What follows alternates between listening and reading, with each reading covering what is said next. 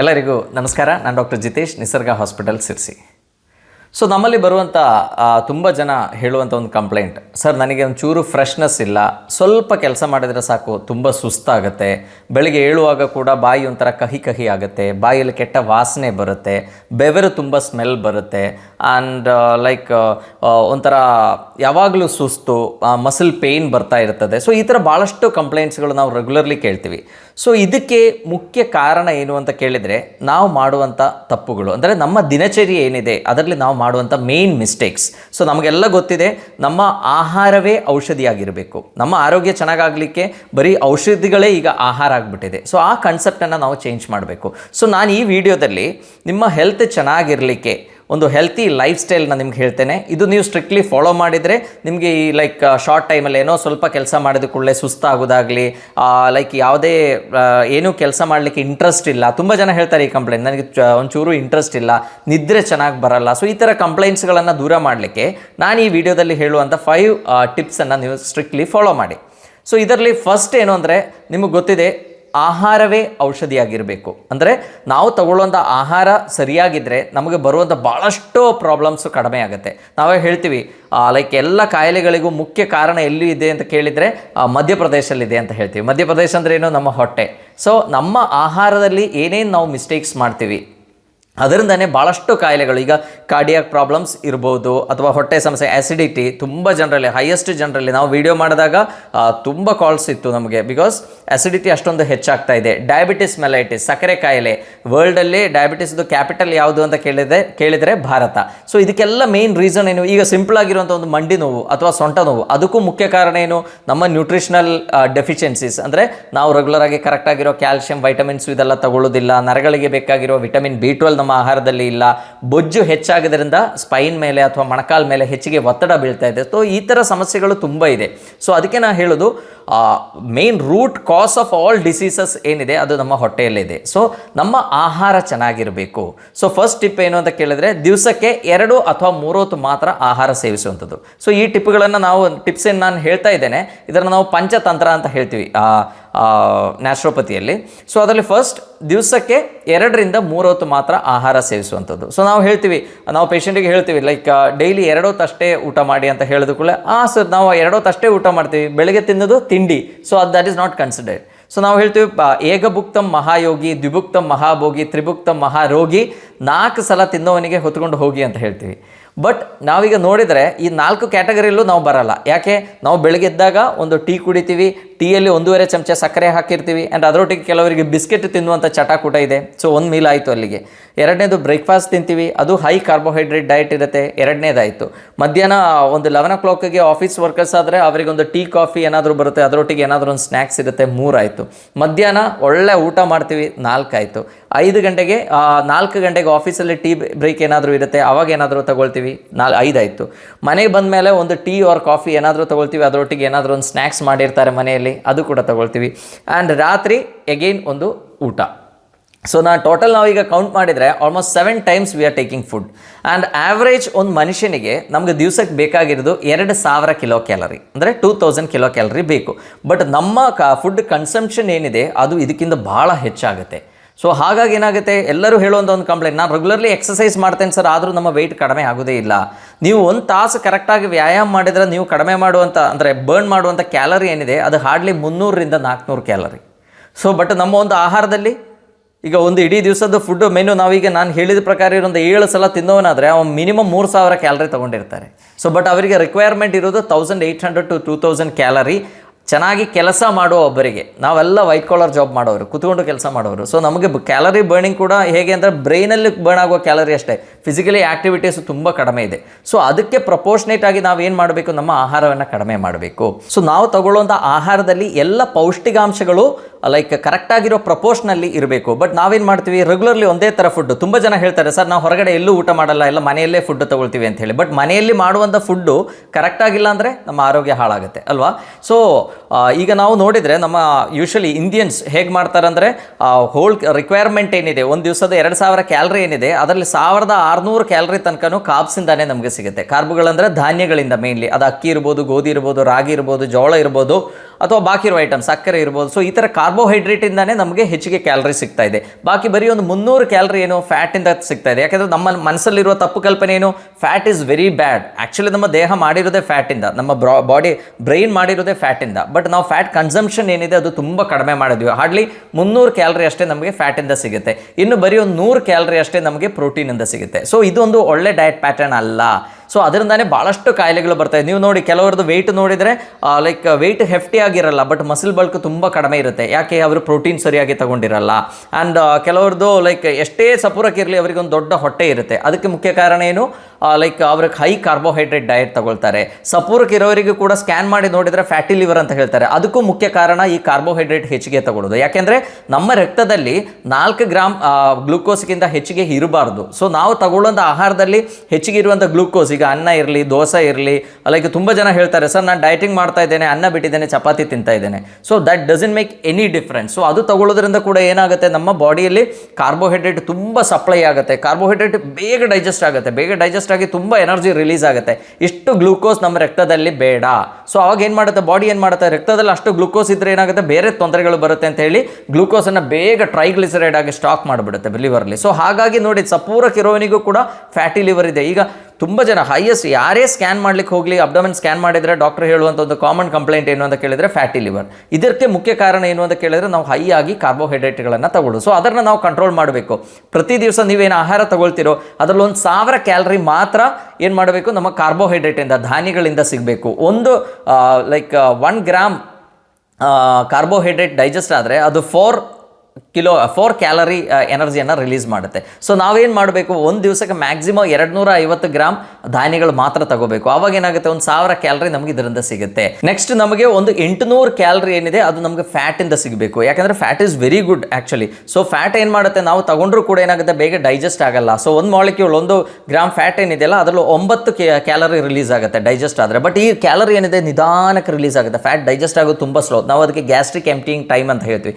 So ಆವಾಗ ಏನಾಗುತ್ತೆ, glucose ನಿಧಾನಕ್ಕೆ ಬಿಡುಗಡೆ ಆಗುತ್ತೆ ಫ್ಯಾಟಿಂದ. ಸೊ ಆವಾಗ ಅದನ್ನು ಬರ್ನ್ ಆಗ್ತಾ ಇರ್ತದೆ, ನಮ್ಮ ರೆಗ್ಯುಲರ್ ಆಕ್ಟಿವಿಟೀಸಿಗೆ ಅದು ಯೂಸ್ ಆಗ್ತಾ ಇರ್ತದೆ. ಆ್ಯಂಡ್ ಅದರೊಟ್ಟಿಗೆ ನಮಗೆ ಸೆಟೈಟಿ ಇರುತ್ತೆ. ತುಪ್ಪ ಕೊಟ್ಟರೆ ಎಷ್ಟು ತಿನ್ನಲಿಕ್ಕಾಗುತ್ತೆ.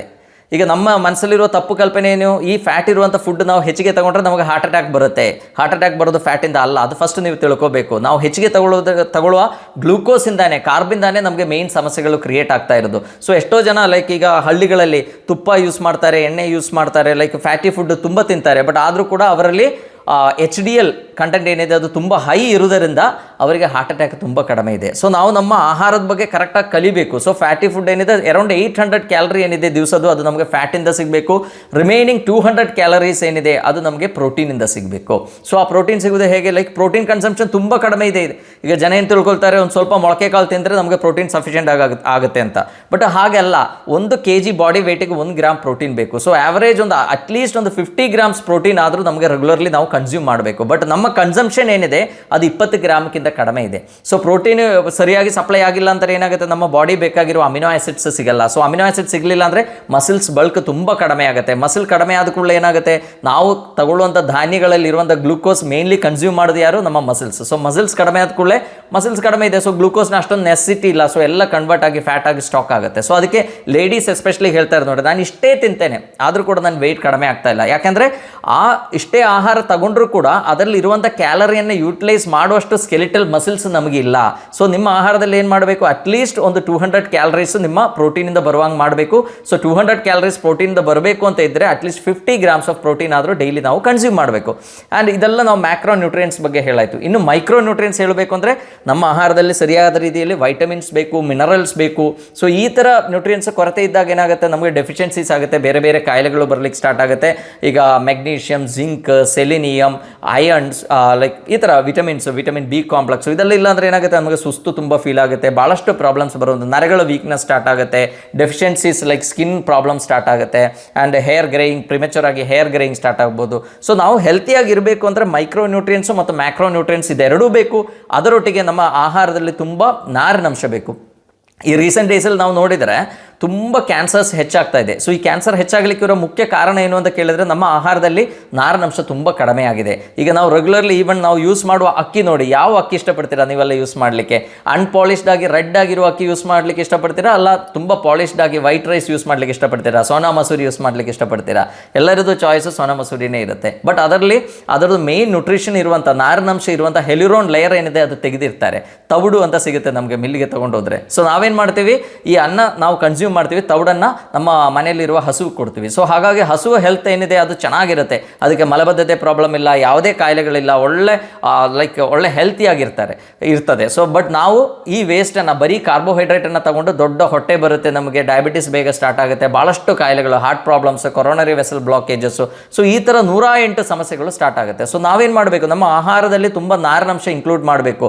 ಈಗ ಇಯರ್ಸ್ ಬ್ಯಾಕ್ ಮೇ ಬಿ ಒಂದು 40 ಇಯರ್ಸ್ ಬ್ಯಾಕ್ ನೋಡಿದರೆ ಅಲ್ಲಿ ವೆಜಿಟೇಬಲ್ ಕನ್ಸಂಪ್ಷನ್ ತುಂಬ ಹೆಚ್ಚಿಗೆ ಇತ್ತು. ಸೊ ಹಾಗಾಗಿ ತುಂಬ ನಾರಿನಂಶ ಸಿಗ್ತಿತ್ತು. ಸೊ ನಾರಿನಂಶ ತಿಂದಾಗ ನಮಗೇನಾಗುತ್ತೆ, ತುಂಬ ಸೆಟೈಟಿ ಇಂಡ್ಯೂಸ್ ಆಗುತ್ತೆ, ತುಂಬ ತಿನ್ಲಿಕ್ಕಾಗಲ್ಲ. ನೀವೇ ವಿಚಾರ ಮಾಡಿ, ಒಂದು ವೈಟ್ ರೈಸ್ ಒಂದು ಪ್ಲೇಟಲ್ಲಿ ತಗೊಳ್ಳಿ, ಒಂದು ಬಾಯ್ಲ್ಡ್ ರೈಸ್ ಅಥವಾ ಅನ್ಪಾಲಿಶ್ಡ್ ರೈಸ್ ತಗೊಳ್ಳಿ, ನಿಮಗೆ ವೈಟ್ ರೈಸ್ ಎಷ್ಟು ಕ್ವಾಂಟಿಟಿ ತಿನ್ಲಿಕ್ಕಾಗುತ್ತಲ್ಲ ಅಷ್ಟು ಕ್ವಾಂಟಿಟಿ ನಮಗೆ ಈ ರೆಡ್ ರೈಸ್ ತಿನ್ನೋಕ್ಕಾಗಲ್ಲ. So that will induce satiety, ಬೇಗ ಸಟೈಟಿ ಇಂಡ್ಯೂಸ್ ಆಗುತ್ತೆ. ಸೊ ನಾರಿನಂಶ ಇದ್ದಿದ್ದಕ್ಕೆ ಗ್ಯಾಸ್ಟ್ರಿಕ್ ಎಂಪ್ಟಿಂಗ್ ಟೈಮ್ ಕೂಡ ಡಿಲೇ ಆಗುತ್ತೆ. ಸೊ ಹಾಗಾಗಿ ತುಂಬ ರಕ್ತದಲ್ಲಿ ಗ್ಲೂಕೋಸ್ ಹೆಚ್ಚಾಗುವ ಸಮಸ್ಯೆ ಕೂಡ ಕಡಿಮೆ ಆಗುತ್ತೆ. ಸೊ ನಾವು ತುಂಬ ಪಾಲಿಶ್ಡ್ ಐಟಮ್ಸ್ ತಿಂದಾಗ ನಾನು ಹೇಳಿದಂಗೆ ಪೇಪರ್ಗೆ ಬೆಂಕಿ ಹಾಕಿದಂಗೆ ಇಮ್ಮಿಡಿಯೇಟ್ಲಿ ತುಂಬ ಎನರ್ಜಿ ರಿಲೀಸ್ ಆಗುತ್ತೆ. ಸೊ ಅಷ್ಟು ಎನರ್ಜಿ ನಮಗೆ ಬೇಡ. ಸೊ ಹಾಗಾಗಿ ಅದನ್ನು ಸ್ಟಾಕ್ ಮಾಡೋ ಸಲುವಾಗಿ ಏನಾಗುತ್ತೆ, ತುಂಬ ಇನ್ಸುಲಿನ್ ಪ್ರೊಡಕ್ಷನ್ ಹೆಚ್ಚಾಗುತ್ತೆ. Insulin is a storage hormone. So insulin resistance ನಿಧಾನಕ್ಕೆ ಡೆವಲಪ್ ಆಗಿ ನಮಗೆಲ್ಲರಿಗೂ ಡಯಾಬಿಟಿಸ್ ಪ್ರಾಬ್ಲಮ್ ಬರುತ್ತೆ. ಸೊ ನಾವೇನು ಮಾಡಬೇಕು, ದಿವಸಕ್ಕೆ 3 ಹೊತ್ತು ಅಷ್ಟೇ ಆಹಾರ ಸೇವಿಸಿ, ಅದು ಕೂಡ ತುಂಬ ಹೆಲ್ತಿ ಆಗಿರುವಂಥ ಆಹಾರಗಳನ್ನು ಸೇವಿಸಲಿಕ್ಕೆ ಪ್ರಯತ್ನ ಮಾಡಬೇಕು. ಇನ್ನು ಸೆಕೆಂಡ್ ಪಾಯಿಂಟ್ ಏನು ಅಂತ ಕೇಳಿದರೆ, ಪ್ರತಿ ದಿವಸ ಅಟ್ಲೀಸ್ಟ್ 5 ಲೀಟರ್ಸ್ ನೀರು ಕುಡಿಬೇಕು. ನೀರು ಕುಡಿಯೋದು ತುಂಬ ಕಡಿಮೆ ಆಗಿದೆ ನಮ್ಮ ರೆಗ್ಯುಲರ್ ಲೈಫಲ್ಲಿ. ಸೊ ಯಾಕೆಂದರೆ ನಮಗೆ ನೆನಪಿರಲ್ಲ, ನಾವು ಈಗ ಒಂದು ಕೆಲಸದಲ್ಲಿ ಬ್ಯುಸಿ ಇದ್ದಾಗ ಏನಾಗುತ್ತೆ, ನಾವು ಊಟನೂ ಮರ್ತೋಗ್ಬಿಡ್ತೀವಿ. ಸೊ ಅದೇ ಥರ ಬಟ್ ವಾಟರ್ ರಿಕ್ವೈರ್ಮೆಂಟ್ ಇರುತ್ತೆ, ಬಟ್ ನಾವು ಯಾವುದಾದ್ರೂ ಒಂದು ವರ್ಕಲ್ಲಿ ಇನ್ವಾಲ್ವ್ ಆದಾಗ ನಮ್ಗೆ ಅಷ್ಟೊಂದು ನೀರು ಕುಡಿಬೇಕು ಅಂತ ಅನಿಸಲ್ಲ. ಸೊ ಹಾಗಾಗಿ ನಾವೇನು ಮಾಡ್ತೀವಿ, ನೀರು ತುಂಬ ಕಡಿಮೆ ಕುಡಿತೀವಿ. ಈಗ ವೆರಿ ಸಿಂಪಲ್ ಆಗಿರುವಂಥ ಒಂದು ಎಕ್ಸಾಂಪಲ್ ನಾನು ಹೇಳ್ತೇನೆ. ಒಂದು ರೂಮ್ ಕ್ಲೀನ್ ಮಾಡಬೇಕು ಅಂದರೆ ನಮಗೆ ಹಿಡಿ ಮತ್ತು ಸೋಪಿನ ಪುಡಿ ಅಷ್ಟೇ ಇದ್ದರೆ ಸಾಕಾಗಲ್ಲ, ಅದರೊಟ್ಟಿಗೆ ನಮ್ಗೆ ಏನು ಬೇಕು, ನೀರು ಬೇಕು. ಸೊ ಅದೇ ಥರ ನಮ್ಮ body is just like A factory.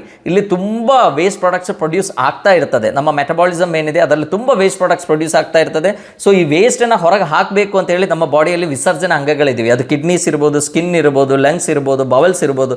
So but ಈ ಆರ್ಗನ್ಸ್ಗೆಲ್ಲ ಅದು ನಮ್ಮ ವೇಸ್ಟನ್ನು ಹೊರಗೆ ಹಾಕಬೇಕು ಅಂದರೆ ಏನು ಬೇಕು, ನೀರು ಬೇಕು. ನೀವು ಅಬ್ಸರ್ವ್ ಮಾಡಿ ನೋಡಿ, ಯೂರಿನ್ ಅದರಲ್ಲಿ ವಾಟರ್ ಕಂಟೆಂಟ್ ಇದೆ. ಮೋಷನ್ ಹೋದರೆ ಬವಲ್ಸಲ್ಲಿ ನಾವು ಎಕ್ಸ್ಕ್ರೀಟ ಹೋಗುವಾಗ ಅದರಲ್ಲಿ ಕೂಡ ವಾಟರ್ ಕಂಟೆಂಟ್ ಬೇಕು, ಇಲ್ಲಾಂದರೆ ನಮಗೆ ಮಲಬದ್ಧತೆ ಬರುತ್ತೆ. ಈಗ ಬೆವರು ನೀರಿನ ರೂಪದಲ್ಲೇ ಹೋಗುತ್ತೆ. ನಾವು ಜಸ್ಟ್ ಒಂದು ಮಿರರ್ ಅಥವಾ ಗ್ಲಾಸ್ ಹಿಡ್ಕೊಂಡು ಹಿಂಗೆ ಮಾಡಿ ನೋಡಿದ್ರು ಕೂಡ ಏನಾಗುತ್ತೆ, ಅದರಲ್ಲಿ ವಾಟರ್ ಕಂಟೆಂಟ್ ಸಿಗುತ್ತೆ. ಸೊ ನೀರು ಚೆನ್ನಾಗಿ ಕುಡಿಲಿಲ್ಲ ಅಂದರೆ ನಮ್ಮ ಬಾಡಿಯಲ್ಲಿ ಇರುವಂಥ ವಿಷಾಂಶಗಳು, ಫ್ರೀ ರ್ಯಾಡಿಕಲ್ಸ್ ಅಥವಾ ಟಾಕ್ಸಿನ್ಸ್ ಏನಿದೆ ಅದು ಹೊರಗೆ ಹೋಗಲ್ಲ. ಸೊ ಹಾಗಾಗಿ ಏನಾಗುತ್ತೆ, ನಮಗೆ ತುಂಬ ಸುಸ್ತು ಅನಿಸುವ ಸಾಧ್ಯತೆ ಇದೆ, ತುಂಬ ಆ್ಯಕ್ಟಿವ್ ಆಗಿರಲ್ಲ, ಭಾಳಷ್ಟು ಕಾಯಿಲೆಗಳು ಡೆವಲಪ್ ಆಗುತ್ತೆ. ಮೂತ್ರ ಹೋಗುವಾಗ ತುಂಬ dark urine, very concentrated, hyper concentrated urine ಕಾಣುತ್ತೆ. ಸೊ ಈ ಥರ ಸಮಸ್ಯೆಗಳು ಬರುತ್ತೆ. ಸೊ ನಾವು ಏನು ಮಾಡಬೇಕು, ಪ್ರತಿ ದಿವಸ ಅಟ್ಲೀಸ್ಟ್ 3 to 5 ಲೀಟರ್ಸ್ ನೀರು ಕುಡಿಬೇಕು. ತುಂಬ ಜನರಲ್ಲಿ ಕಂಡು ಬರುವಂಥ ಒಂದು ಹ್ಯಾಬಿಟ್ ಏನಂದರೆ, ಬೆಳಿಗ್ಗೆ ಎದ್ದು 2 ಲೀಟರ್ ನೀರು ತುಂಬ ಒಂದೇ ಸಲ ಕುಡಿದು ಬಿಡ್ತಾರೆ, ಆ್ಯಂಡ್ ಅದಾದಮೇಲೆ ನೀರು ಕುಡಿಯೋದೇ ಇಲ್ಲ. It's a very wrong practice actually. ಬೆಳಗ್ಗೆ ಎದ್ದು ಕೂಡ ನೀವು 1 ಲೀಟರ್ ಅಥವಾ 2 ಲೀಟರ್ ನೀರು ಒಂದೇ ಸಲ ಕುಡಿಬೇಕು ಅಂತ ಏನಿಲ್ಲ. ನಿಮಗೆ ಸಫಿಷಿಯೆಂಟ್ ಆಗಿ ಎಷ್ಟು ನೀರು ಬೇಕು, 1 or 2 ಗ್ಲಾಸಸ್ ಆಫ್ ವಾಟರ್ ಕುಡಿರಿ. ಸೊ ಆವಾಗ ಅನ್ಡೈಜೆಸ್ಟೆಡ್ ಆಗಿರುವ ಫುಡ್ ಪಾರ್ಟಿಕಲ್ಸ್ ಎಲ್ಲ ಏನಿದೆ ಎಲ್ಲ ಫ್ಲಶ್ ಔಟ್ ಆಗುತ್ತೆ. ನಿಮ್ಮ ರೆಗ್ಯುಲರ್ ಆ್ಯಕ್ಟಿವಿಟೀಸ್ ಮಾಡಿ. ಬಟ್ ಅದಾದಮೇಲೆ ಪ್ರತಿ ಅರ್ಧ ತಾಸಿಗೆ ಅಥವಾ ಪ್ರತಿ 1 ತಾಸಿಗೆ ನಾವು ನೀರು ಸ್ವಲ್ಪ ಕುಡಿತಾ ಇದ್ದರೆ ಏನಾಗುತ್ತೆ, ಬಾಡಿ ವೆಲ್ ಹೈಡ್ರೇಟೆಡ್ ಆಗಿರುತ್ತೆ. ನಮಗೆ ಇಂಜುರೀಸ್ ಬರುವಂಥ ಸಾಧ್ಯತೆ ತುಂಬ ಕಡಿಮೆ ಇರುತ್ತೆ. ಈಗ ಸ್ಪೋರ್ಟ್ಸ್ಮೆನ್ ಕ್ರಿಕೆಟ್ ಆಡುವಾಗ ಅಥವಾ ಫುಟ್ಬಾಲ್ ಆಡುವಾಗ ಅವ್ರು ಏನು ಮಾಡ್ತಾರೆ, ಇನ್ ಬಿಟ್ವೀನ್ ಕುಡಿತಾ ಇರ್ತಾರೆ, ನೀರು ಕುಡಿತಾ ಇರ್ತಾರೆ. ಸೊ ಹಾಗಾಗಿ ಅವರಿಗೆ ಇಂಜುರೀಸ್ ಕಡಿಮೆ ಇರುತ್ತೆ. ಬಟ್ ನಾವು ಏನು ನೀರು ಕುಡಿದೇ ಇದ್ದರೆ ಏನಾದರೂ ಒಂದು ಆ್ಯಕ್ಟಿವಿಟಿ ಮಾಡಿದಾಗ ನಮಗೇನಾಗುತ್ತೆ, ಇಂಜುರಿಗಳು ಬರುವಂಥ ಸಾಧ್ಯತೆಗಳು ತುಂಬ ಹೆಚ್ಚಿಗಿದೆ. ಆ ನೀರು ಕಡಿಮೆ ಕುಡಿಯೋದ್ರಿಂದ ಭಾಳಷ್ಟು ಆ್ಯಸಿಡಿಟಿ ಪ್ರಾಬ್ಲಮ್ ಆಗ್ಬೋದು, ಕಿಡ್ನಿ ಪ್ರಾಬ್ಲಮ್ ಆಗ್ಬೋದು, ಈ ಥರ ಭಾಳಷ್ಟು ಸಮಸ್ಯೆಗಳು. ಕೆಲವರು ಹೇಳ್ತಾರೆ, ನನ್ನ ಸ್ವೆಟ್ ತುಂಬ ಸ್ಮೆಲ್ ಬರುತ್ತೆ ಸರ್ ಅಂತ ಹೇಳ್ತಾರೆ. ಸೊ ಅದಕ್ಕೂ ಕೂಡ ಮುಖ್ಯ ಕಾರಣ ಏನು, ನೀರು ಕುಡಿಯೋದು ಕಡಿಮೆ ಮಾಡೋದ್ರಿಂದ. ಸೊ ನೀರು ನಮ್ಮ around 4 to 5 litres of water ಪ್ರತಿ ದಿವಸ ಕುಡಿಬೇಕು. ಅದು ರೆಗ್ಯುಲರ್ ಇಂಟರ್ವೆಲ್ಸಲ್ಲಿ ತಗೊಳ್ಳೋದು ತುಂಬ ಒಳ್ಳೆಯದು. ಆ್ಯಂಡ್ ರೀನಲ್ ಸ್ಟೋನ್ ಬರೋದು ಕೂಡ ಪ್ರಿವೆಂಟ್ ಆಗಿ. ಈಗ ನೀರು ಕುಡೀರಿ ಅಂತ ಹೇಳಿದ ಕೂಡಲೇ ತುಂಬ ಜನ ಏನು ಮಾಡ್ತಾರೆ, ಈಗ ತುಂಬ ಗ್ಲೂಕೋಸ್ ಇರುವಂಥ, ತುಂಬ ಶುಗರ್ ಇರುವಂಥ ಕಾರ್ಬನೇಟೆಡ್ ಡ್ರಿಂಕ್ಸ್ ತಗೊಳ್ತಾರೆ. ಸೊ ಒಂದು 100 ml ನೀವು ಆ ಥರ ಡ್ರಿಂಕ್, ಯಾವುದಾದ್ರೂ ಒಂದು ಸಾಫ್ಟ್ ಡ್ರಿಂಕ್ ತಗೊಂಡ್ರೆ ಅದರಲ್ಲಿರುವಂಥ ವೇಸ್ಟನ್ನು ಕ್ಲೀನ್ ಮಾಡಲಿಕ್ಕೆ ಮತ್ತೊಂದು 5 ಲೀಟರ್ ನೀರು ಕುಡಿಬೇಕು. ಸೊ ನಾವು ನೀರು ಕುಡೀರಿ ಅಂತ ಹೇಳಿದ್ರು ಪ್ಲೈನ್ ಆಗಿರೋ ವಾಟರ್ ಕುಡೀರಿ, ಅಥವಾ ಏನಾದರೂ ಬಟರ್ ಮಿಲ್ಕ್ ಇರ್ಬೋದು, ಅಥವಾ ನ್ಯಾಚುರಲ್ ಆಗಿರುವಂಥ ಜ್ಯೂಸಸ್ ಇರ್ಬೋದು, ಅದು ತಗೊಳ್ಳೋದ್ರಿಂದ ಏನಾಗುತ್ತೆ, ನಮ್ಮ ಬಾಡಿ ಕ್ಲೀನಾಗಿ ಇಟ್ಕೊಳ್ಳಿಕ್ಕೆ ಸಾಧ್ಯ. ಇನ್ನು ಥರ್ಡ್ ಮೇನ್ ಪಾಯಿಂಟ್ ಏನು ಅಂತ ಕೇಳಿದರೆ, ರೆಗ್ಯುಲರ್ಲಿ ಒಂದು ಹಾಫ್ ಆನ್ ಅವರ್ ಆದರೂ ಎಕ್ಸಸೈಸ್ ಮಾಡಿ. ಯಾಕಂದರೆ ಎಕ್ಸಸೈಸ್ ಮಾಡಿದಾಗ ಏನಾಗುತ್ತೆ, ನಮ್ಮ ಬಾಡಿಯಲ್ಲಿ ತುಂಬ ಹಾರ್ಮೋನ್ಸ್ ಬಿಡುಗಡೆ ಆಗುತ್ತೆ, ಅದು ನಮ್ಮ ಫ್ರೆಶ್ನೆಸ್ಸನ್ನು ಮೇಂಟೈನ್ ಮಾಡುತ್ತೆ. ನಾನೀಗ ಹೇಳಿದ್ದೇನೆ ಫಸ್ಟ್, ಯಾಕಂದರೆ ತುಂಬ ಜನ ಹೇಳೋದೇನು, ಸೊ ನನಗೆ ಬೇಗ ಸುಸ್ತಾಗ್ತಾ ಇದೆ. ನಮಗೆ ಆ್ಯಕ್ಚುಲಿ ಸುಸ್ತಾಗೋದು ಯಾವಾಗ ಅಂತ ಕೇಳಿದರೆ, ಊಟ ಆದಮೇಲೆ. ಊಟ ಮಾಡೋ ತನಕನೂ ಮನುಷ್ಯ ಆ್ಯಕ್ಟಿವ್ ಆಗೇ ಇರ್ತಾನೆ, ಎಲ್ಲ ಕೆಲಸಗಳು ಚೆನ್ನಾಗಿ ನಡೀತಾ ಇರ್ತದೆ. ಬಟ್ ಊಟ ಆದ ಕೂಡಲೇ ಏನಾಗುತ್ತೆ, ನಮಗೆ ಯಾಣಿಂಗ್ ಸ್ಟಾರ್ಟ್ ಆಗುತ್ತೆ, ಹಾಕ್ಲಿಕ್ಕೆ ಬರಲಿಕ್ಕೆ ಸ್ಟಾರ್ಟ್ ಆಗುತ್ತೆ, ಏನು ಕೆಲಸ ಮಾಡಬೇಕು ಅಂತ ಅನಿಸಲ್ಲ. ಯಾಕಂದರೆ ಅಷ್ಟೊಂದು ಕ್ಯಾಲರಿ ನಾವು ಕನ್ಸ್ಯೂಮ್ ಮಾಡಿರ್ತೀವಿ. ಸೊ ನಾವೇನು ಮಾಡಬೇಕು, ಪ್ರತಿ ದಿವಸ ಬೆಳಗ್ಗೆ ಎದ್ದು ಒಂದು ಹಾಫ್ ಆನ್ ಅವರ್ ಆದರೂ ಚೆನ್ನಾಗಿರುವ ಎಕ್ಸಸೈಸ್ಗಳು, ಅದು ಯೋಗಾಭ್ಯಾಸ ಇರ್ಬೋದು, ಬಟ್ ನಾವು ಹೆಚ್ಚಿಗೆ ಸಜೆಸ್ಟ್ ಮಾಡೋದು ಯಾವುದಾದ್ರೂ ರೆಸಿಸ್ಟೆಡ್ ಎಕ್ಸಸೈಸ್ಗಳು ಮಾಡಿ. ರೆಸಿಸ್ಟೆಡ್ ಎಕ್ಸಸೈಸ್ ಮಾಡಿದಾಗ ಏನಾಗುತ್ತೆ, ಮಸಿಲ್ ಬಲ್ಕ್ ಇಂಪ್ರೂವ್ ಆಗುತ್ತೆ. ಆ್ಯಂಡ್ ನಾನು ಹೇಳ್ದಂಗೆ ನಮ್ಗೆ ಇಷ್ಟ ಇರುವಂಥ ಕೆಲಸ ಮಾಡುವಾಗ ನಮ್ಮ ಬಾಡಿಯಲ್ಲಿ ಭಾಳಷ್ಟು ಹಾರ್ಮೋನ್ಸ್ ಬಿಡುಗಡೆ ಆಗುತ್ತೆ, ಎಂಡಾರ್ಫಿನ್ಸ್, ಹ್ಯಾಪಿ ಮ್ಯಾನ್ಸ್ ಹಾರ್ಮೋನ್ಸ್ ಅಂತ ಹೇಳ್ತೀವಿ. ಸೊ ಅದು ನಮ್ಮ ಮೂಡನ್ನು ಒಳ್ಳೆ ಚೆನ್ನಾಗಿ ಮೇಂಟೈನ್ ಮಾಡ್ತೀವಿ. ನಮ್ಗೆ ಇಡೀ ದಿವಸ ಕೆಲಸ ಮಾಡಲಿಕ್ಕಿರುವಂಥ ಒಂದು ಸ್ಟಿಮ್ಯುಲೇಷನ್ನ ಕೊಡ್ತೀವಿ. ಸೊ ಅದು ಮಾಡೋದ್ರಿಂದ ಕೂಡ ನಮ್ಮ ಸುಸ್ತನ್ನು ಕಡಿಮೆ ಮಾಡಲಿಕ್ಕೆ ಸಾಧ್ಯ. ಮಸಿಲ್ ಬಲ್ಕ್ ಹೆಚ್ಚಾಗೋದ್ರಿಂದ ನೀವು ತಗೊಳ್ಳುವಂಥ ಕ್ಯಾಲರಿ ಏನಿದೆ ಅದು ಕರೆಕ್ಟಾಗಿ ಯುಟಿಲೈಸ್ ಆಗುತ್ತೆ. And at the same time ನಮಗೀಗ ಗೊತ್ತು, ತುಂಬ ಡೆಫಿಷಿಯನ್ಸೀಸ್ ಕಂಡು ಬರ್ತಾ ಇದೆ. ಕ್ಯಾಲ್ಸಿಯಂ ಡೆಫಿಷಿಯನ್ಸಿ, ಆ ಡೆಫಿಷಿಯನ್ಸಿ, ಈ ಡೆಫಿಷಿಯನ್ಸಿ ತುಂಬ ಕಂಡು ಬರ್ತಾ ಇದೆ. ಈವನ್ ನಾವು ನಮ್ಮ ಫುಡ್ಡಲ್ಲಿ ಚೆನ್ನಾಗಿ ಕ್ಯಾಲ್ಶಿಯಂ ಯಾವುದೇ ಇದು ಇನ್ಕ್ಲೂಡ್ ಮಾಡಿದರೂ ಕೂಡ ಏನಾಗುತ್ತೆ, ಅದು ಅಬ್ಸಾರ್ಬ್ ಆಗಬೇಕು ಅಂದರೆ ಬಾಡಿಯಲ್ಲಿ ಸರಿಯಾಗಿರುವಂಥ ವ್ಯಾಯಾಮಗಳು ಆಗಬೇಕು, ಆವಾಗ ಮಾತ್ರ ಅಬ್ಸಾರ್ಪ್ಷನ್ ಚೆನ್ನಾಗಿರುತ್ತೆ. ಸೊ ರೆಗ್ಯುಲರ್ಲಿ ಅಟ್ಲೀಸ್ಟ್ ಒಂದು half an hour to 1 hour ಆದರೂ ನಾವು ವ್ಯಾಯಾಮ ಮಾಡಬೇಕು. ಆ್ಯಂಡ್ ಫೋರ್ತ್ ಪಾಯಿಂಟ್ ಏನು ಅಂತ ಕೇಳಿದರೆ, ವಾರಕ್ಕೆ ಒಂದು ದಿವಸ ಉಪವಾಸ ಮಾಡಿ. ಸೊ ಉಪವಾಸ ಕೂಡ ನಾವೀಗ it has been simplified. So ನಾವೀಗ ಏನು ಹೇಳ್ತೀವಿ, ಇಂಟರ್ಮಿಟೆಂಟ್ ಫಾಸ್ಟಿಂಗ್ ಮಾಡಿ ಅಂತ ಹೇಳ್ತೀವಿ. ಅಟ್ಲೀಸ್ಟ್ ಒಂದು 16 ತಾಸಾದರೂ ಆಹಾರ ತಗೊಳ್ಳದೇ ಇರೋದ್ರಿಂದ ಏನಾಗುತ್ತೆ, ನಮ್ಮ ಬಾಡಿಯಲ್ಲಿ ಇರುವಂಥ ವೇಸ್ಟ್ ಎಲ್ಲ ರೀಸೈಕಲ್ ಆಗುತ್ತೆ. ಅದಕ್ಕೆ ನಾವು ಆಟೋಫೇಜಿ ಅಂತ ಹೇಳ್ತೀವಿ. ಈ ಸಲ ನೋಬೆಲ್ ಪ್ರೈಸ್ ಕೂಡ ಸಿಕ್ಕಿದೆ ಅದಕ್ಕೆ. ಸೊ ನಾವು ಯಾವಾಗ ಒಂದು 16 ಅವರ್ಸ್ ಗ್ಯಾಪ್, ನೀವು ಅನ್ಕೋಬಹುದು 16 ಅವರ್ಸ್ ಗ್ಯಾಪ್ ಅಂದರೆ ಅಯ್ಯೋ ಬಾಕಿ ಇರೋದು ಬರೀ 8 ತಾಸು ಬಿಟ್ಟು ಬಾಕಿ 16 ತಾಸು ನಾವು ಆಹಾರ ತಗೊಳ್ಳದೇ ಇದ್ದರೆ. ಸೊ ಅದಕ್ಕೆ ವೆರಿ ಸಿಂಪಲ್, ಏನು ಅಂದರೆ ಇವತ್ತು ಸಂಜೆ ಊಟ ಒಂದು 6 ಗಂಟೆಗೆ ಊಟ ಮಾಡಿ, ಊಟ ಆದಮೇಲೆ ನೆಕ್ಸ್ಟ್ 6 o'clock ಬೆಳಗ್ಗೆ 6 o'clock ತನಕ ಎಷ್ಟಾಯಿತು, 12 ಅವರ್ಸ್ ಆಯಿತು. ಇನ್ನು ನಮಗೆ ಬೇಕಾಗಿರೋದು ಬರೀ 4 ತಾಸು, 10 ಗಂಟೆ ನೀವು ಲೈಟಾಗಿ ತಿಂಡಿ ಮಾಡ್ಬೋದು. ಸೊ ಆ ಒಂದು 16 ಅವರ್ಸ್ ಏನಿದೆ ಅದರಲ್ಲಿ ನಮಗೆ ಬೇಕಾಗಿರುವ ಎನರ್ಜಿ ಸಲುವಾಗಿ ಬಾಡಿ ಏನು ಮಾಡುತ್ತೆ, ಪ್ರತಿ ಸೆಲ್ಲಲ್ಲಿ ಕೂಡ ಆಟೋಫೇಜ್ ಅಂತ ಒಂದು ಸ್ಟ್ರಕ್ಚರ್ ಫಾರ್ಮ್ ಆಗುತ್ತೆ. ಅದೇನು ಮಾಡುತ್ತೆ, ಅಲ್ಲಿ ಇರುವಂಥ ವೇಸ್ಟ್ಗಳನ್ನೆಲ್ಲ ಪ್ರಾಸೆಸ್ ಮಾಡಿ ಕ್ಯಾಲರಿ ಪ್ರೊಡ್ಯೂಸ್ ಮಾಡುತ್ತೆ. ಸೊ ನೀವೇ ವಿಚಾರ ಮಾಡಿ, ನಮ್ಮ ಸೆಲ್ ಏನಿದೆ ಕ್ಲೀನ್ ಆಯಿತು. ಪ್ರತಿ ದಿವಸ ನಮ್ಮ ನಮ್ಮ ಮನೆ ಹೆಂಗೆ ನಾವು ಕ್ಲೀನ್ ಮಾಡ್ತೀವಿ, ಸೊ ಅದೇ ಥರ ನಮ್ಮ ಸೆಲ್ಗಳು ಕೂಡ ಕ್ಲೀನ್ ಆಗಬೇಕು. ಸೊ ವಾರಕ್ಕೆ ಒಂದು ದಿವಸ ಉಪವಾಸ ಮಾಡಿ, ಬೇಕಾದ್ರೆ ಕಂಪ್ಲೀಟ್ ಡೇ ಉಪವಾಸ ಮಾಡ್ಬೋದು ವಿತ್ ಜ್ಯೂಸ್. ಆ್ಯಂಡ್ ತುಂಬ ಜನ ಮಾಡುವಂಥ ತಪ್ಪೇನಿದೆ, ಉಪವಾಸಕ್ಕೆ ವಿ ಹ್ಯಾವ್ ಮೇಡ್ ಮಾಡಿಫೈಡ್. ಅದು ಬೇಕಾದರೆ ಅನ್ನ ತಿನ್ನಬಾರ್ದು, ಬಾಕಿ ಏನು ಬೇಕಾದ್ರೂ ತಿನ್ಬೋದು, ಉಪ್ಪಿಟ್ಟು ತಿಂದು ಉಪವಾಸ ಮಾಡೋರು ಇದ್ದಾರೆ. That is not the right way. But intermittent fasting ಏನಿದೆ ಅದು ಮಾಡಿದರೆ ನಮ್ಮ ಕ್ಯಾನ್ಸರ್ ಬರುವಂಥ ಸಾಧ್ಯತೆ ಕೂಡ ತುಂಬ ಕಡಿಮೆ ಆಗುತ್ತೆ. ಯಾಕಂದರೆ ಒಂದು ಕ್ಯಾನ್ಸರ್ ಸೆಲ್ಗೆ ಸರ್ವೈವ್ ಆಗಬೇಕು ಅಂದರೆ ನಾರ್ಮಲ್ ಸೆಲ್ಗಿಂತ 10 ಪಟ್ಟು ಹೆಚ್ಚಿಗೆ ಗ್ಲೂಕೋಸ್ ಬೇಕು. ಸೊ ಈ ಗ್ಲೂಕೋಸನ್ನು ಕಡಿಮೆ ಮಾಡುವಾಗ ಕ್ಯಾನ್ಸರ್ ಬರುವಂಥ ಸಾಧ್ಯತೆ ತುಂಬ ಕಡಿಮೆ ಇದೆ. ನಮ್ಮ ಸೆಲ್ಲಲ್ಲಿರುವಂಥ ವೇಸ್ಟ್ ಏನಿದೆ ಅದೇ they are the free radicals, ಅದೇ ನಮಗೆ ಮೇನ್ ಕಾರಣ ಕಾಯಿಲೆಗಳು ಬರಲಿಕ್ಕೆ. ಸೆಲ್ ಏಜಿಂಗ್ಗೆ ಕೂಡ ಅದೇ ಮೇನ್ ಕಾರಣ. ಸೊ ಅದನ್ನು ಕೂಡ ಕ್ಲೀನ್ ಮಾಡೋದರಿಂದ ನಮಗೆ ಕಾಯಿಲೆಗಳು ಬರುವಂಥ ಸಾಧ್ಯತೆ ತುಂಬ ಕಡಿಮೆ ಇದೆ. ಆ್ಯಂಡ್ ನಮ್ಮ ಫ್ರೆಶ್ನೆಸ್ಸನ್ನು ಮೇಂಟೈನ್ ಮಾಡಲಿಕ್ಕೂ ಕೂಡ ಸಾಧ್ಯ. ಇನ್ನು ಲಾಸ್ಟ್ ಪಾಯಿಂಟ್ ಏನು ಅಂದರೆ, ನಾನೀಗ ಹೇಳಿದ್ದೆಲ್ಲ ನಮ್ಮ ಬಾಡಿಗೆ ಆಗಿತ್ತು ಅಲ್ವಾ, ಅಂದರೆ ನಮ್ಮ ಬಾಡಿ ಹೆಲ್ತನ್ನು ಇಂಪ್ರೂವ್ ಮಾಡಲಿಕ್ಕೆ. So at the same time ನಮಗೆ ಗೊತ್ತಿದೆ, ಈಗಿರೋ ಕಾಯಿಲೆಗಳಿಗೆ ನಾವೇನು ಹೇಳ್ತೀವಿ, ಮನೋದೈಹಿಕ ಕಾಯಿಲೆಗಳು ಅಂತ ಹೇಳ್ತೀವಿ. ಅಂದರೆ ಕಾರಣ ಮನಸ್ಸಲ್ಲಿರುತ್ತೆ, ಬಟ್ ಕಾಯಿಲೆ ದೇಹಕ್ಕೆ ಕಾಣುತ್ತೆ. ಅದರಲ್ಲಿ ಡಯಾಬಿಟಿಸ್ ಇರ್ಬೋದು, ಹೈಪರ್ ಟೆನ್ಷನ್ ಇರ್ಬೋದು, ಈ ಥರ ಭಾಳಷ್ಟು IBS ಪ್ರಾಬ್ಲಮ್ ಇರ್ಬೋದು, ಸೋರಿಯಾಟಿಕ್ ಪ್ರಾಬ್ಲಮ್ಸ್ ಇರ್ಬೋದು, ಇದಕ್ಕೆಲ್ಲ ಮನೋದೈಹಿಕ ಕಾಯಿಲೆಗಳೇ ಇದು. ಸೊ ನಮ್ಮ ಮನಸ್ಸು ಸರಿಯಾಗಿರಬೇಕು ಅಂದರೆ ನಾವೇನು ಮಾಡಬೇಕು, ಪ್ರತಿ ದಿವಸ ಅಟ್ಲೀಸ್ಟ್ ಒಂದು 5 minutes ಆದರೂ ಧ್ಯಾನ ಮಾಡಬೇಕು. ಧ್ಯಾನ ಮಾಡೋದು ತುಂಬ ಕಷ್ಟ, ಯಾಕಂದರೆ ಮನಸ್ಸಿಗೆ ಹತೋಟಿಗೆ ತರೋದು ಅಂದರೆ that is a most difficult task. ನಾನೀಗ ಕಣ್ಣು ಮುಚ್ಚಿದ ಕೂಡಲೇ ಬೇರೆ ಎಲ್ಲೋ ಹೋಗಿ ಬರ್ತೀವಿ, ಮನಸ್ಸು ಕಂಟ್ರೋಲ್ ಮಾಡೋದು ತುಂಬ ಕಷ್ಟ. ಸೊ ಅದಕ್ಕೆ ಭಾಳಷ್ಟು ಮೆಡಿಟೇಷನ್ ಟೆಕ್ನಿಕ್ಸ್ ಇದೆ. ಅದು ಓಂಕಾರ ಧ್ಯಾನ ಇರ್ಬೋದು, ಭಾಳಷ್ಟು ಮೆಡಿಟೇಷನ್ಸ್ ಇದೆ. ಅದು ನೀವು ರೆಗ್ಯುಲರ್ಲಿ ಫಾಲೋ ಮಾಡಿದರೆ ಏನಾಗುತ್ತೆ, ಮನಸ್ಸು ಸ್ವಲ್ಪ ಕಾಮ್ ಆಗಿರುತ್ತೆ. ಸೊ ಹಾಗಾಗಿ sound mind in sound body ಈಗ ಸರಿ ಆಯಿತು. ಈಗ ಮನಸ್ಸಿಗೆ ನಾವು ಸರಿ ಮಾಡಿಕೊಂಡ್ರೆ ನಮಗೇನಾಗುತ್ತೆ, ಕಾಯಿಲೆಗಳಿಂದ ದೂರ ಇರಲಿಕ್ಕೆ ಸಾಧ್ಯ. ಆ್ಯಂಡ್ ನೀವೇ ವಿಚಾರ ಮಾಡಿ, ತುಂಬ ಸ್ಟ್ರೆಸ್ಫುಲ್ ಆಗಿದ್ದರೆ, ಈಗ ತುಂಬ ಪೇಷಂಟ್ಸ್ ಬರ್ತಾರೆ, ನನಗೆ ತುಂಬ ಸುಸ್ತು. ಸೊ ಅವರಿಗೆ ಮೇನ್ ಕಾಯಿಲೆ ಇರೋದು ಮನಸ್ಸಲ್ಲೇ ಆ್ಯಕ್ಚುಲಿ ಕಾಯಿಲೆ ಇರೋದು. ಈಗ ನಾನು ಒಂದು ವಿಡಿಯೋದಲ್ಲಿ ಎಕ್ಸ್ಪ್ಲೈನ್ ಮಾಡಿದ್ದೇನೆ ಫೈಬ್ರೋಮಯಾಲ್ಜಿಯಾ ಬಗ್ಗೆ. ಅದಕ್ಕಿರೋ ಮುಖ್ಯ ರೀಸನ್ ಏನು, ಮನಸ್ಸಲ್ಲಿ. ಯಾಕಂದರೆ ಮನಸ್ಸಲ್ಲಿ ಆಗುವಂಥ ಸ್ಟ್ರೆಸ್ ಏನಿದೆ, ಟೆನ್ಷನ್ ಏನಿದೆ, ಸೊ ಅದರಿಂದ ಭಾಳಷ್ಟು ಕಾಯಿಲೆಗಳು. ಈಗ ಒಂದು ಪೇಷಂಟ್ ಇದ್ದಾರೆ, ಅವರಿಗೆ HIV ಇನ್ಫೆಕ್ಷನ್ ಆಗಿದೆ ಅಂದರೆ ಅವನು ಆರಾಮಾಗಿರ್ತಾನೆ, ಏನೂ ತೊಂದರೆ ಇರಲ್ಲ. ಬಟ್ ನಾವು ಅವನಿಗೆ ಹೇಳ್ತೀವಿ, ಡಯಾಗ್ನೋಸ್ ಮಾಡಿ ನಿನಗೆ HIV ಆಗಿದೆ, ಅಲ್ಲಿಂದ ಬೇಗ ಅವರು ಸತ್ತೋಗ್ಬಿಡ್ತಾರೆ. ಸೊ ಅದಕ್ಕೆ ಮೇನ್ ರೀಸನ್ ಏನು, ಆ ಸ್ಟ್ರೆಸ್ ಲೆವೆಲ್. ಆ ಸ್ಟ್ರೆಸ್ ಹೆಚ್ಚಾದಾಗ ನಮ್ಮ ಇಮ್ಯುನಿಟಿ ಕಡಿಮೆ ಆಗುತ್ತೆ. ನಮ್ಮ ಬಾಡಿಯಲ್ಲಿ CD4 ಸೆಲ್ಸ್ ಅಂತ ಇದೆ, ಆ ಕೌಂಟ್ ಕಡಿಮೆ ಆಗ್ತಾ ಬಂದಾಗ ಏನಾಗುತ್ತೆ, ನಮಗೆ ಕಾಯಿಲೆಗಳು ಹೆಚ್ಚಿಗೆ ಬರುತ್ತೆ, ನಮಗೆ ಸಮಸ್ಯೆಗಳು ಹೆಚ್ಚಿಗೆ ಆಗುತ್ತೆ. ಸೊ ಹೆಲ್ತಿಯಾಗಿರಬೇಕು ಅಂದರೆ ನಮ್ಮ ಮನಸ್ಸು ಕೂಡ ಫ್ರೀ ಆಗಿರಬೇಕು. ಅದಕ್ಕೆ ನಾವು ಪ್ರತಿ ದಿವಸ ಒಂದು 5 minutes ದೇವರ ಮೇಲೇ ಧ್ಯಾನ ಮಾಡಬೇಕು ಅಂತ ಏನಿಲ್ಲ. ನಿಮಗೆ ಇಷ್ಟ ಇರುವಂಥ ಯಾವುದೋ ಒಂದು ಟಾಪಿಕ್ ಬಗ್ಗೆ ಕಂಟಿನ್ಯೂಸ್ ಆಗಿ ವಿಚಾರ ಮಾಡ್ತಾ ಇರೋದನ್ನ ನಾವು ಧ್ಯಾನ ಅಂತ ಹೇಳ್ತೀವಿ. ಧ್ಯಾನ is nothing but continuous flow of thoughts. So ಅದು ಮಾಡೋದ್ರಿಂದ ನಮ್ಮ ಹೆಲ್ತನ್ನು ನಾವು ಇಂಪ್ರೂವ್ ಮಾಡಲಿಕ್ಕೆ ಆಗುತ್ತೆ. ಸೊ ನಾನೀಗ ನಿಮ್ಮ ಹೆಲ್ತ್, ನಮ್ಮ ಸುಸ್ತನ್ನು ಕಡಿಮೆ ಮಾಡಲಿಕ್ಕೆ, ಹೆಲ್ತಿಯಾಗಿರಲಿಕ್ಕೆ, ಲೈಕ್ ಕಾಯಿಲೆಗಳು ಬರೋದನ್ನು ಕಡಿಮೆ ಮಾಡಲಿಕ್ಕೆ ಆ್ಯಂಡ್ ಇಡೀ ದಿವಸ ಆ್ಯಕ್ಟಿವ್ ಆಗಿರಲಿಕ್ಕೆ ನಾನೀಗ ಹೇಳಿರುವಂಥ 5 ಟಿಪ್ಸ್ ಏನಿದೆ. ಫಸ್ಟ್ ಅಂದರೆ ಆಹಾರಕ್ಕೆ ಸರಿಯಾಗಿ ಕಾನ್ಸಂಟ್ರೇಟ್ ಮಾಡಬೇಕು. ದಿವಸಕ್ಕೆ ಅಟ್ಲೀಸ್ಟ್ 2 ರಿಂದ 3 ಹೊತ್ತು ಅಷ್ಟೇ ಆಹಾರವನ್ನು ಸೇವಿಸಿ. ಎರಡನೇದು ದಿವಸಕ್ಕೆ 3 ರಿಂದ 5 ಲೀಟರ್ ನೀರು ತಗೊಳ್ಳಿ. ಮೂರನೇದು ದಿವಸಕ್ಕೆ ಅಟ್ಲೀಸ್ಟ್ ಒಂದು ಹಾಫ್ ಆನ್ ಅವರ್ ಆದರೂ ವ್ಯಾಯಾಮ ಮಾಡಿ. ನಾಲ್ಕನೇದು ವಾರಕ್ಕೆ 1 ದಿವಸ ಆದರೂ ಉಪವಾಸ ಮಾಡಿ, ಅದು ಇಂಟರ್ಮಿಟೆಂಟ್ ಫಾಸ್ಟಿಂಗ್ ಮಾಡ್ಬೋದು. ಆ್ಯಂಡ್ ಲಾಸ್ಟ್ ದಿವಸಕ್ಕೆ ಒಂದು 10 ನಿಮಿಷ, 5 ರಿಂದ 10 ನಿಮಿಷ ಆದರೂ ಧ್ಯಾನ ಮಾಡಿ. ಸೊ ಈ ಟಿಪ್ಸ್ಗಳನ್ನು ನೀವು ಸರಿಯಾಗಿ ಫಾಲೋ ಮಾಡಿದರೆ ನಮಗೆ ಬರೋದು ಭಾಳಷ್ಟು ಕಾಯಿಲೆಗಳನ್ನು ನಾವು ಕಡಿಮೆ ಮಾಡ್ಬೋದು, ತುಂಬ ಹೆಲ್ತಿಯಾಗಿರ್ಬೋದು, ತುಂಬ ಆ್ಯಕ್ಟಿವ್ ಆಗಿರ್ಬೋದು ಅಂತ ಹೇಳ್ತಾ ಎಲ್ಲರಿಗೂ ಧನ್ಯವಾದ.